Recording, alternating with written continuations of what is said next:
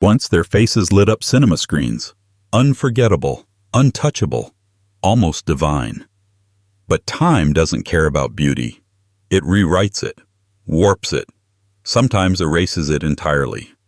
These were Britain's most striking actors, gods of stage and screen, now rendered almost unrecognizable by age, illness, and the lives they lived too intensely. This isn't mockery. It's a haunting reminder. Even legends are made of flesh, and flesh forgets. 21 faces, 21 transformations. Not every spotlight fades quietly. Welcome to the most beautiful decline you've ever seen. Before we begin, take a second. Where are you watching from and what time is it where you are? Midnight in Manchester? Dawn in Detroit? We see you. And if you love strange, beautiful, and slightly unsettling journeys like this one, hit subscribe. There's a whole world of forgotten faces and fading legends waiting for you. 1. Richard Harris. Richard Harris was born looking like he belonged on a royal crest. Angular features, defiant blue eyes, and a voice that could seduce a cathedral into silence. In the 1960s, he was everything a romantic war hero or brooding king should be. Camelot gave him a crown, and the world gave him awe. But Harris wasn't interested in preserving that beauty. He tore through it. He drank as if time were something you could black out from memory. On screen he roared. Off screen he raged. The mythology of his charisma became tangled with a kind of lived violence on his own body. By the 1990s, audiences who remembered him as the virile, sword-wielding Arthur were confronted with a weathered ghost in the role of Dumbledore. Gaunt, pale, with eyes sunken like wells that had seen too much war. What was once magnetism had become something spectral. He didn't just age, he transformed. The kind of transformation that happens when a life is not gently lived but rather wrestled into submission. And yet, even in his final roles, Harris carried the weight of history in his voice, a voice that now trembled like an old cathedral bell ringing from a cracked tower. He once said, "There is a beast in man that needs to be exorcised, not exorcised." He meant it, and it showed. But if Harris burned bright, the next man set the sky on fire and left it smoking for decades afterward. His face once looked carved by angels, but time and tragedy carved back with a chisel just as sharp. 2. Peter O'Toole. Peter O'Toole entered cinema as if the gods themselves had stage-managed his arrival. In Lawrence of Arabia, he wasn't just a man. He was a mirage, too beautiful to be real, too intelligent to be simple, too haunted to last. That unnerving, almost inhuman elegance, the kind of face that seemed allergic to time. He wasn't acting in that desert. He was evaporating. O'Toole's youth was a paradox, delicate and dangerous. His piercing eyes seemed like they were trying to tell you something you wouldn't survive hearing. He lived fast, spoke like poetry armed with a dagger, and drank in a way that turned admiration into mourning. By the end of his life, his face bore the blueprint of a war nobody else saw. Cheekbones that once cut light now sagged under years of exhaustion. The once golden skin turned parchment white. He became so thin that light almost passed through him. The angelic beauty had decayed into something skeletal and, paradoxically, holy. And yet, he stayed mesmerizing. Because what replaced beauty was something more perverse and profound. Legacy. O'Toole aged like an epic that refuses to end, one tragic chapter after another, until the story outgrows the man who started it. He once joked, "I will not be a common man. I will stir the smooth sands of monotony." He did. But the sandstorm that followed took his face with it. And still, as haunting as O'Toole's decline was, it wasn't quite as brutal, or as public, as what happened to his drinking companion, the storm that never passed quietly, the man who aged like a fistfight with death itself. 2 stories in, and already, time feels heavier, doesn't it? Before we go further, pause for a moment. Where are you watching from, and what time is it right now? Are you alone in the dark? Or passing time on a lunch break somewhere across the world? Either way, you're exactly where you need to be. If this strange, cinematic descent into memory is your kind of journey, subscribe to the channel. We're just getting started. 3. Oliver Reed. Oliver Reed didn't age, he exploded. In the 1960s, Reed had the kind of face that made cameras jealous, raw, intense, almost mythologically masculine. His presence was volcanic. Even when silent, he seemed like he was mid-roar. Films didn't direct Reed, they survived him. But the beauty of Reed wasn't gentle. It was loud, unruly, and permanently in conflict with civility. By the late 70s, the handsome beast of women in love and Oliver had started losing the fight, to liquor, to rage, to the exhausting performance of being Oliver Reed 24 hours a day. Aging didn't sneak up on him. It hit him like a pub window after a bar brawl. His once sculpted face became bloated, his voice cracked with gravel and regret, and his charisma turned into something feral. At times, his interviews seemed like hostage situations held by his own liver, but there was always that glint, somewhere behind the bloated exterior, a flicker of the mad god he once played. By the time he appeared in Gladiator, many didn't recognize him. The sharp features were gone, replaced by a swollen sadness, a haunted grandeur. He died during filming, reportedly after a heroic drinking session. In death, he became exactly what he lived as: legend, warning, performance piece. But Reed's story wasn't just one of loss. It was a mirror held up to the entertainment machine. What happens when a man refuses to be edited? And what's left when the camera keeps rolling long after the myth should have cut to black? And still, Reed wasn't the first. Because before him, another man laid the blueprint for the beautiful English actor who lived too long and became someone else entirely. 4. Alec Guinness. Alec Guinness was never the pretty boy type, not in the way Reed or O'Toole were. But in his prime, there was a controlled elegance about him, a kind of quiet, clipped nobility that made him look like he was born in a library but somehow trained in espionage. In the 1940s and 50s, his face could shift from charming to chilling without moving a muscle. That's what made him a master of disguise. The man had bone structure like an architect's sketch, balanced, sharp, dignified. But Guinness was never comfortable with fame, or faces really. He once admitted to finding the human body deeply untrustworthy. As he aged, that philosophy began to show. By the time he stepped into the brown robes of Obi-Wan Kenobi, his appearance had already drifted far from his post-war prime. The skin had sagged into jowls, the eyes lost their precision, and the frame that once carried Shakespearean weight now looked thin enough to vanish between takes. But Star Wars made him immortal. Ironically, that also froze his old age image in amber. For millions, Alec Guinness is permanently old, quietly fading into a Force ghost. But perhaps the most telling part of his aging wasn't physical. It was how it revealed his distance from the Hollywood machine. He loathed the fame, refused to engage in the cult around his characters, and grew visibly more weary of being looked at. Unlike Reed, who burned for attention, Guinness recoiled from it.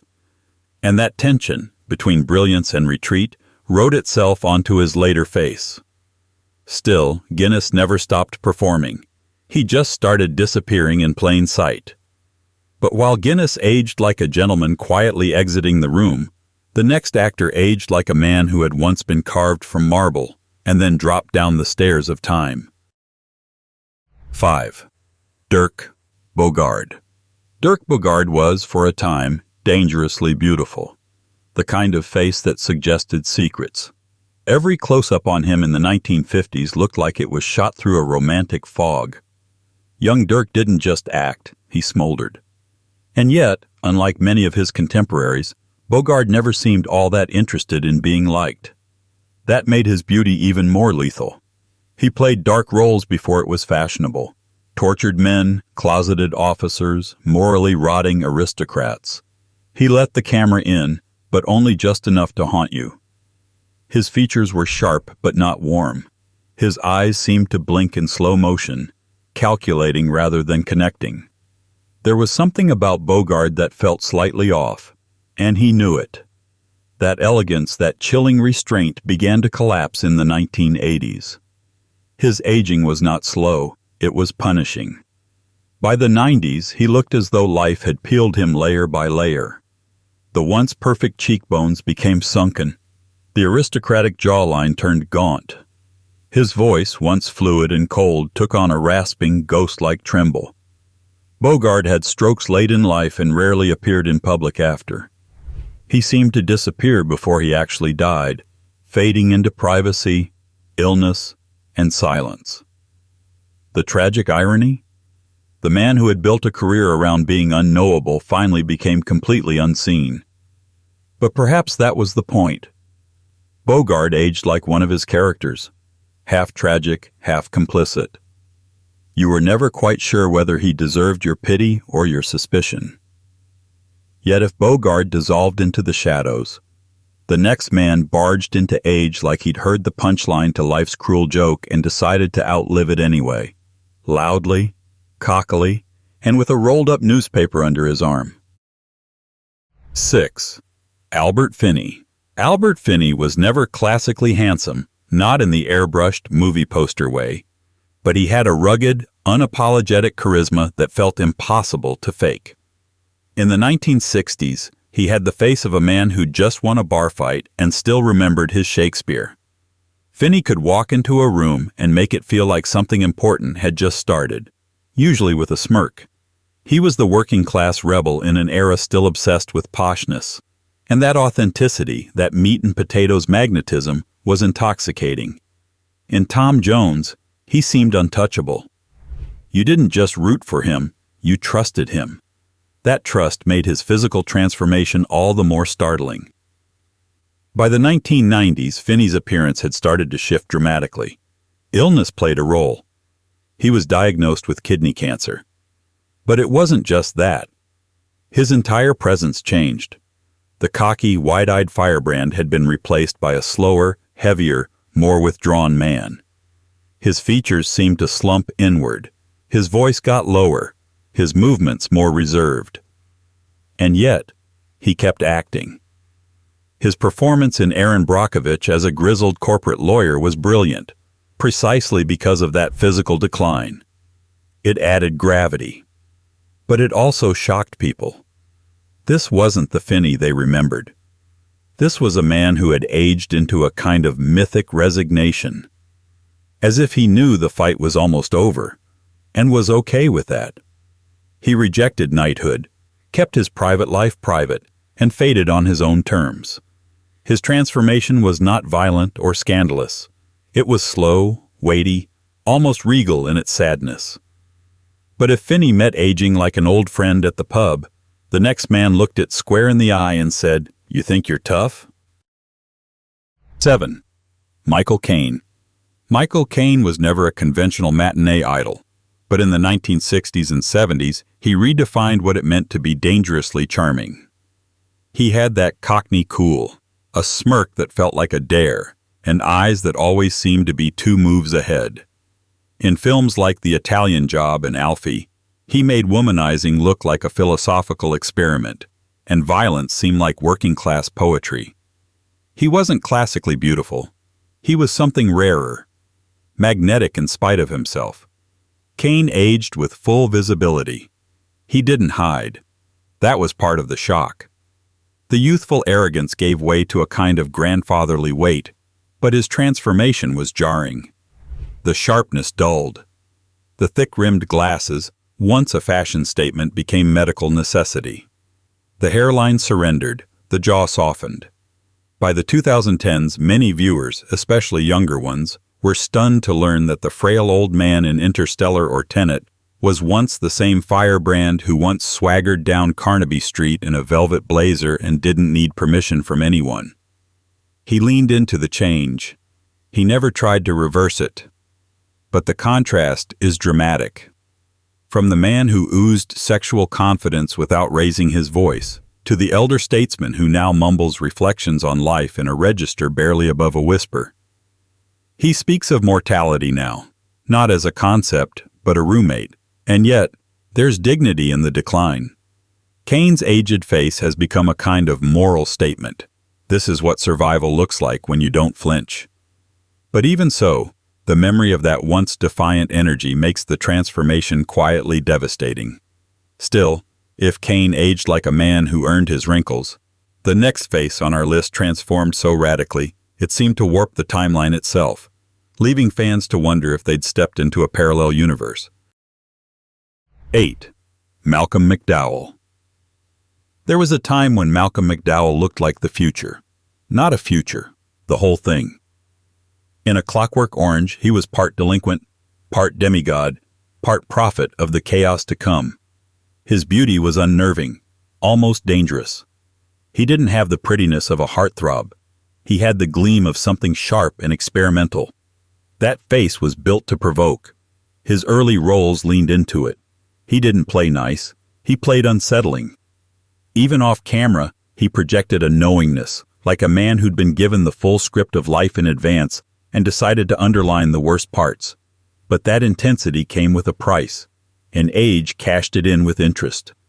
By the late 1990s, McDowell had changed so completely that even die-hard fans blinked twice. The once angular face became rounder, puffier, his features heavier and less defined. The platinum hair went stark white. His once hypnotic stare was now encased in a face that looked weathered by some interdimensional bureaucracy. You weren't quite sure whether he'd aged or morphed into something else entirely. It wasn't just about getting older. It was the surrealism of the transformation. Like he'd walked out of A Clockwork Orange and directly into a Kafka adaptation nobody saw being filmed. In a way, it was fitting. McDowell always seemed like he existed a few frames ahead of everyone else. Aging didn't stop that. It just made it more alien. And yet, he embraced it. He leaned into strange roles, eccentric turns, and villainous cameos. He became a symbol of how time doesn't always age you, it reprograms you. But if McDowell's transformation felt like time playing tricks, the next actor wore age like an open wound, haunting and heroic until the very end. 9. John Hurt. John Hurt never looked like a leading man in the traditional sense, but in the 1970s and 80s, he became something far more unforgettable, a face that made pain look poetic. His beauty was always fragile, almost translucent, like it was never meant to last. Even at his most youthful, there was a kind of pre-ruin built into his features. He looked like a man who'd already read the ending and decided to perform it backwards. That delicacy gave his performances emotional weight. In The Elephant Man, Midnight Express, and 1984, he became the embodiment of silent suffering. Not grand, not operatic, just relentless. And as the years rolled on, his body seemed to follow the script his characters had already written. Hurt aged with astonishing speed. His later years were marked by illness, yes, but also by a haunting physical transformation. The gentle softness of his youth gave way to something skeletal. His cheekbones seemed to sharpen as if trying to cut their way out. His eyes, once melancholy, became spectral. When he spoke, it felt like listening to a prophecy someone had buried under a cathedral. And yet, he never stopped. He worked until the end, voice trembling, presence intact. In Tinker Tailor Soldier Spy and Doctor Who, he was still magnetic, but with an aura that made you ache. He had become the ghost in the machine, the man whose entire body seemed like a whispered goodbye. John Hurt didn't age like an actor. He aged like a monument, cracked, weathered, irreplaceable. And yet, for all his quiet tragedy, the next transformation comes with an almost cruel twist. A man who once looked like youth incarnate, only to be betrayed by time in full cinematic spotlight. 10. David Hemmings. David Hemmings had the face of a decade. In the 1960s, he didn't just represent youth, he practically trademarked it. In Blow Up, he looked like the future had chosen him as its messenger. Tousled hair, sharp cheekbones, a bored arrogance that only truly young men can afford. He wasn't traditionally masculine or rugged. He was modern, fashionable, untouchable, the kind of handsome that didn't ask for approval because it assumed it already had it. And then time arrived early. Hemmings's transformation was not gentle or gradual. It was abrupt enough to confuse audiences who hadn't followed his career closely. By the late 1970s and into the 1980s, the sleek, mod-era icon had thickened, his face ballooning into something unfamiliar. The sharp angles dissolved. The eyes that once looked amused by the world now seemed tired of negotiating with it. There was no single scandal, no dramatic fall from grace, just the slow erosion of a man whose entire public identity was built on being young at exactly the right moment in history. When that moment passed, it didn't leave a manual behind. Hemmings worked steadily, often behind the camera, but his physical transformation felt almost like a betrayal of cinematic memory. People didn't recognize him. Worse, they did, but couldn't reconcile the two versions. What makes Hemmings unsettling isn't just that he aged, it's how completely the symbol collapsed. He went from being the embodiment of cool detachment to a figure audiences struggled to place at all. It's as if the culture he represented expired, and his face went with it. And yet, there's something brutally honest in that.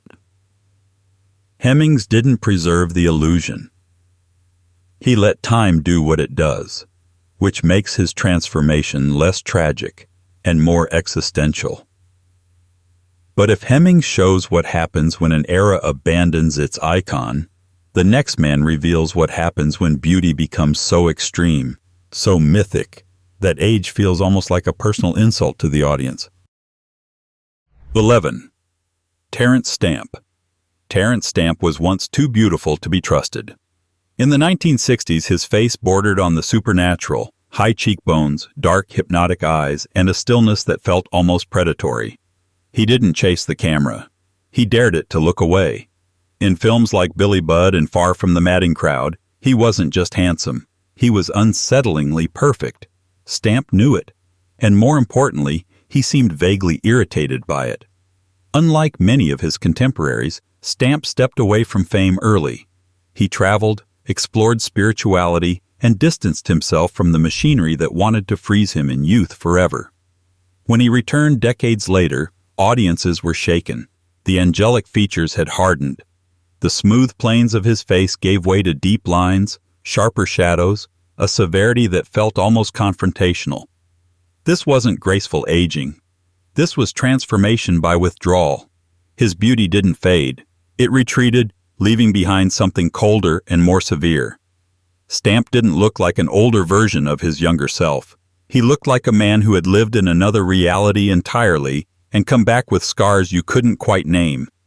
By the time he appeared in later roles, often as authoritarian figures or morally rigid characters, his appearance did half the acting for him.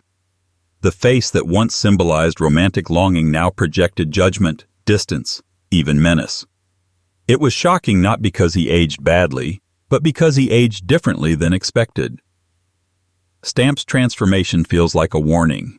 When beauty is treated as destiny, age becomes rebellion. But rebellion takes its toll. And for the next actor, aging wasn't philosophical or defiant, it was devastatingly personal, rewriting not just his face but his very presence in the world. 12. Ian Holm. Ian Holm never relied on beauty to begin with. His appeal was quieter, subtler, a refined intelligence that radiated from his posture and voice. In his prime, he had a gentle, almost scholarly handsomeness. Clean features, bright eyes, a sense that he was always thinking one thought deeper than the room required. He looked trustworthy, capable, human, which made his later transformation all the more painful to witness. Holm aged like many great character actors do, slowly, almost invisibly, until suddenly, everything changed. The vitality drained from his frame. His movements grew cautious. His expressions lost their precision. And then came the revelation that recontextualized it all. Cognitive illness. The man whose career was built on memory, timing, and internal complexity was losing access to the very tools that defined him. In his final public appearances, Holm seemed diminished in a way that went beyond appearance. His once alert gaze drifted. The face that could convey irony, warmth, and menace in a single glance now struggled to anchor itself in the moment. It wasn't just aging, it was erosion. For audiences, the shock wasn't visual alone. It was emotional. Watching Holm change felt like watching a library slowly close its doors. You weren't losing a handsome actor. You were losing accumulated wisdom. And yet, his legacy endures. Because Holm's performances, whether as Bilbo Baggins, Ash, or countless stage roles, were never about surface beauty. They were about interior life. And in that sense, even as his appearance changed beyond recognition, the work remained untouched. But if Holm reminds us how fragile brilliance can be, the next transformation brings us back to raw force. A man whose decline was loud, public, and carved into his face like a cautionary inscription written by time itself. 13. Richard Burton. Richard Burton was carved out of contradictions. In the 1950s and 60s, he had the face of a king and the voice of a prophet. Rugged, aristocratic, smoldering, he didn't act so much as declare. There was a dangerous kind of elegance to him. Whether in Who's Afraid of Virginia Woolf or The Spy Who Came In from the Cold, he brought gravity to every word, as if God had given him personal permission to speak in italics. But Burton's beauty wasn't soft. It was volcanic, and like all volcanoes, it eventually erupted, and what it left behind was almost unrecognizable. He drank as though it were part of his job description. The results were brutal and visible. By the late 1970s, Burton's once commanding face had collapsed inward. His eyes, once defiant and cutting, dulled into a kind of sad distance. The jawline faded into puffiness. The king had become a shadow in his own court. Worse, it happened in public. Audiences watched him deteriorate in real time, sometimes on stage, sometimes on screen. What was once gravitas turned into fatigue. His voice, still rich, grew hoarser, weighed down by more than just age. It was as if his body could no longer keep up with the size of the roles he used to inhabit. And yet he kept working, because behind the decline was still that same need, to be seen, to speak, to endure. Even if the world no longer recognized the man who once stopped it mid-sentence. But while Burton's decay was tangled with excess, the next actor on our list aged in a different direction, drifting into something far more ghostly. Less collapse, more quiet vanishing. A slow, deliberate retreat from the flesh towards something almost spectral. 14. Anthony Hopkins. Anthony Hopkins in his early years was a slow-burn revelation. Beneath the surface, charm was always something slightly off, too still, too controlled, too knowing. In The Lion in Winter, Magic, and The Elephant Man, his features felt composed like architecture, every detail in place, every glance loaded. Handsome, but in a way that felt rehearsed by the gods. He didn't seduce the camera. He dared it to blink. But age, in Hopkins' case, didn't just soften his features, it dislocated them. The transformation was so gradual that audiences didn't notice it until it was complete. His face grew rounder, more jowled, the sharp edges of his youth worn down into something much more fragile. And while his eyes retained their intelligence, they gained something else too, distance. As if he were watching the world from a few seconds into the future. That's what made The Father so devastating. It wasn't makeup or costuming that made him convincing as a man losing grip on reality. It was the truth already written into his face. The cracks were real. The disorientation, rehearsed for years in the mirror. But Hopkins never surrendered. He adapted. The energy that once crackled beneath the surface turned inward, like a fire retreating into its embers. He didn't vanish. He transformed into a different kind of force. Not charismatic, but terrifyingly present. And that presence, as aged and heavy as it is now, still feels like a cathedral you walk into by accident, unsure whether to pray or just look around in silence. But if Hopkins became an aging oracle, the next name on our list aged with a stranger twist. A man who seemed ordinary until age made him otherworldly, until the very shape of his face betrayed time's strange sense of humor. 15. Jonathan Pryce. Jonathan Pryce never led with his looks. In his early career, Brazil, Something Wicked This Way Comes, The Age of Innocence. He played men who slipped between cracks. He was striking, yes, but in a way that always hinted at something dislocated. A little too tall, a little too angular, eyes that wandered slightly too long. His face didn't settle into place so much as hover there, as if unsure where it belonged. And then, age answered that question for him. As Pryce grew older, his appearance didn't just change, it calcified. The sharpness became severe, the soft smile lines pulled into frown grooves. His once intriguing face turned almost severe, papal. And of course, life imitated art when he stepped into the role of Pope Francis in The Two Popes. Suddenly, that unique combination of severity and kindness made perfect sense. It was jarring for many. Not because he looked bad, but because he looked so different, like a man who had been redrawn. Gone was the wiry energy of his younger roles, replaced with a weightier presence. Even his voice deepened, became slower, more deliberate. What once made him seem offbeat now made him seem ancient, priestly, even ominous. And that's the trick Pryce pulled off. He aged into a type he never used to play. From oddity to authority, from wild card to institution. But the transition left behind a residue. You can still see it in his eyes. The hint of someone who's still asking questions he's not supposed to say out loud. Pryce aged with grace, yes, but also with a kind of uncanniness that makes you wonder what we all become if we just keep going. And that question becomes even more surreal with the next actor, a man who once played a time traveler and eventually became a stranger to his own reflection. 16. Tom Baker. Tom Baker's face was never conventionally handsome. It was interesting. Wild-eyed, rubber-lipped, with a grin that could either charm or unsettle. When he took on the role of the Fourth Doctor in Doctor Who, his look became iconic. The curls, the scarf, the stare, like a man who'd just returned from staring into the sun. He was eccentric in a way that made him oddly magnetic, someone you couldn't stop watching, even if you weren't sure why. But part of Baker's appeal was that his strangeness felt eternal. He seemed like someone who didn't answer to time. He just wandered through it. That illusion broke when aging caught up with him. And when it didn't creep. It snatched. By the 2000s, Baker's transformation shocked even his most devoted fans.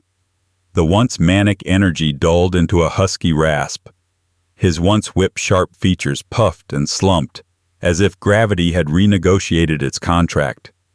The expressive face, once cartoonish and agile, grew heavy, weighed down by years and illness. His trademark voice deepened into something subterranean, like a memory echoing in a tunnel. There was no scandal, no collapse, just a surreal, almost dreamlike shift. One day, you looked at him and realized he no longer resembled the man who once ran down corridors yelling about Daleks. The man who once played a time-traveling alien now looked like time had caught him in an alley and made sure he remembered who was in charge. And yet, Baker remains beloved. Revered, even. Because the transformation didn't erase him, it recontextualized him. He aged like folklore. A legend who lived long enough to become the ghost in his own myth. But if Baker's decline felt spectral and strange, The next face aged with something even heavier, like beauty had turned into grief, dragging every feature down with it. 17. Vanessa Redgrave. Vanessa Redgrave once radiated something so ethereal it barely seemed terrestrial. In the 1960s and 70s, she wasn't just beautiful. She was unreal. Tall, willowy, eyes like storm clouds in soft focus. On screen, she looked like she had wandered out of a Renaissance painting, then learned to speak with Shakespeare's fire and Brecht's anger. There was always something intelligent about her beauty. Political, philosophical, fiercely alive. But Redgrave's aging hit differently. Because she had so much presence in her prime, her transformation was almost existential. Time didn't just alter her features, it stripped her down to something more skeletal, more haunted. The softness vanished, the elegance hardened. Her voice, once smooth and lyrical, grew reedy and fragile. Her posture, once regal, became stooped and cautious. Illness played a role. Grief, too. Redgrave endured an avalanche of family tragedy in her later years. And you could see it. Not just in the lines of her face, but in the way she looked out at the world. Like she was no longer asking to be seen. She had already been seen too much. The beauty didn't fade. It migrated. It moved inward, buried under memory, under pain, under time. Watching Redgrave age is like watching a building slowly get covered in ivy. Still there, still important, but quieter now, as if whispering a history no one wants to hear out loud. And yet she remains defiant in her presence, still acting, still speaking, still refusing to be erased. She aged like a monument, weathered, wounded, unmovable. But if Redgrave's face became a canvas of grief, the next transformation is even more unnerving. A woman who once defined glamour, only to be gradually replaced by her own attempt to outmaneuver time itself. 18. Glenda Jackson. Glenda Jackson was never the soft-focused kind of beautiful. Her face was sharp, her voice sharper.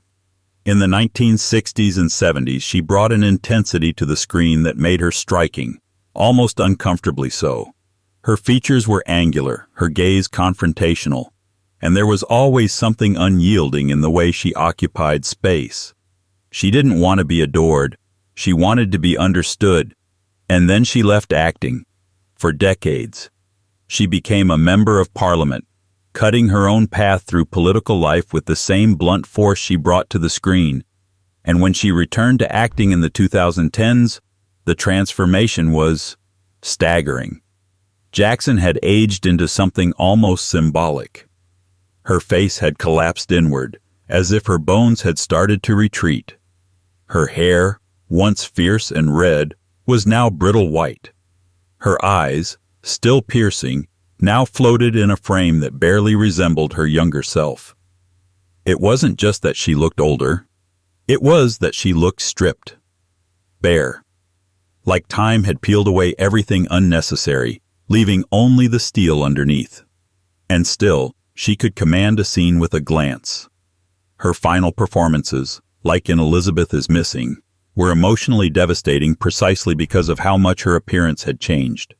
There was no vanity left, just truth. And the truth was that Glenda Jackson didn't just age. She evolved into something rawer, quieter, but no less powerful. Her transformation unsettled people, because it reminded them that not all aging is soft. Sometimes it's surgical, and sometimes it's a choice not to disguise it. And if Jackson's face became an unflinching mirror of time, the next actress took a different approach, one that tried to rewrite the script of aging entirely, only to find that time, inevitably, rewrites back. 19. Julie Christie. Julie Christie wasn't just beautiful. She was what beauty meant in the 1960s. In Dr. Zhivago, Darling, and Far from the Madding Crowd, her face was a living poem, glowing, effortless, the kind of beauty that made cinematographers quietly weep. She wasn't glamorous in a polished way. She was chaotic, natural, instinctual. Christie looked like she belonged in a meadow, barefoot, reciting philosophy while breaking hearts without trying. Men wrote songs about her. Women wrote diaries about her. The screen adored her. Then she vanished. Christie never chased the spotlight. As the 80s and 90s approached, she stepped away, deliberately. She turned down roles, moved to the countryside, and aged away from the public eye. And when she re-emerged, it was like seeing a long-lost artifact return from the sea. Except this artifact had changed, dramatically. The transformation wasn't grotesque. It was ghostly. The face that once launched cinematic obsessions had become worn, inward, distant. Her features seemed to have collapsed softly inward, like a flower that had chosen to close. The lines of time were deep, etched with solitude. But more jarring than the visual change was the distance. She no longer resembled the Julie Christie that the world had projected its fantasies onto. And that absence hit like a betrayal. Not by her, but by time. She never tried to preserve the illusion. She just let it go. And that made her all the more unreachable. Still beautiful, but in a way that felt untouchable, almost mythic. But where Christie faded like a ghost in reverse, the next actress did the opposite, fighting age not with retreat but with defiance, not with silence, but with surgery. And the results? Well, they turned one of Britain's most iconic beauties into something even more unknowable. 20. Joan Collins. Joan Collins was never shy about her relationship with beauty. From her early days in British cinema to her peak in Dynasty, she didn't just play glamorous, she defined it. Sharp cheekbones, perfect brows, and a voice that could slice through wallpaper. She was cat-like, composed, calculated. Her image was not an accident. It was an industry. And Joan Collins made a decision that many actors don't survive. She tried to outrun time. Unlike her contemporaries who aged naturally or vanished into the wings, Collins stayed on stage, under lights, in front of lenses, declaring, with full volume, that beauty was a battle and she wasn't surrendering. Cosmetic procedures, enhancements, lifts, pulls, whatever tools modernity offered, she wielded them. But the result was a paradox. She remained recognizable, yet somehow less herself. Her face didn't age, it shifted. The bones were still there, but the softness that once made her expressions feel feline and fluid was replaced by something more rigid. There's a waxen smoothness now, a curated stillness, as if every expression had to apply for permission before appearing. The effect is uncanny, familiar, but out of time. And yet, she owns it. Her performance as Joan Collins never ended. She leans into the look, framing it with wit, diamonds, and unapologetic self-awareness. She turned age into spectacle, and herself into a living artifact of a vanished era. But there's a loneliness in preservation. When you freeze time, you risk freezing yourself inside it. Still, not everyone tried to preserve their looks for legacy. The final transformation on our list wasn't about fame or glamour. It was about the slow collapse of a man once called Britain's most sensitive leading man, who aged like an elegy written across his own face. 21. Alan Bates. Alan Bates had the kind of face that seemed permanently in thought.